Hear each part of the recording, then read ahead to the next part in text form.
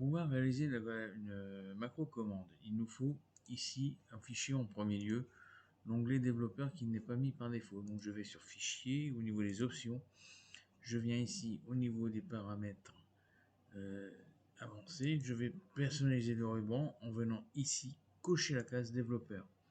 En validant par OK, l'onglet prend place. Ce qui va me permettre ensuite de venir simplement dans un premier temps copier la partie de la formule qui va être à mettre en place. Je reprends donc mon classeur Excel. Je viens ici au niveau de mon onglet, je viens prendre l'onglet développeur, j'ouvre cette fois-ci non pas le bouton macro mais visuel basique, et là je vais simplement venir insérer un module. Le module ouvert, je vais juste venir coller la phase. Je vous rappelle que si on veut voir l'affichage des fenêtres, on peut prendre l'explorateur de projet, on voit bien ici que je suis au niveau de mon module et je peux donc venir coller la chose. Si on a besoin de supprimer un module, pour rappel, un clic droit sur le module et l'on supprime le module, on n'en parle plus.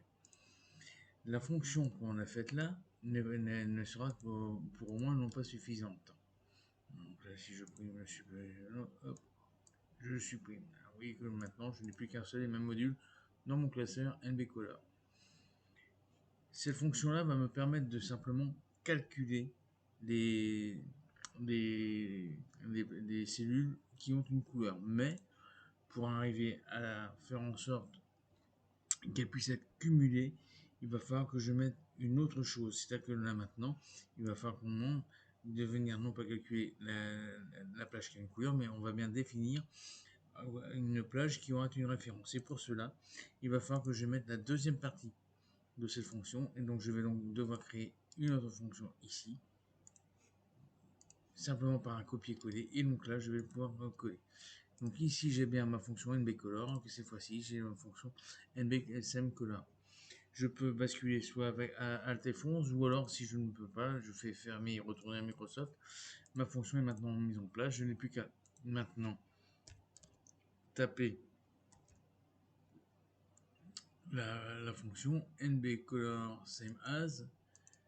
Je prends la plage en sélection et je lui dis la cellule de référence pour qu'il vienne la calculer. Je n'oublie pas ensuite ici de mettre le symbole du dollar pour figer la référence et ainsi me permettre de faire ensuite la première recopie.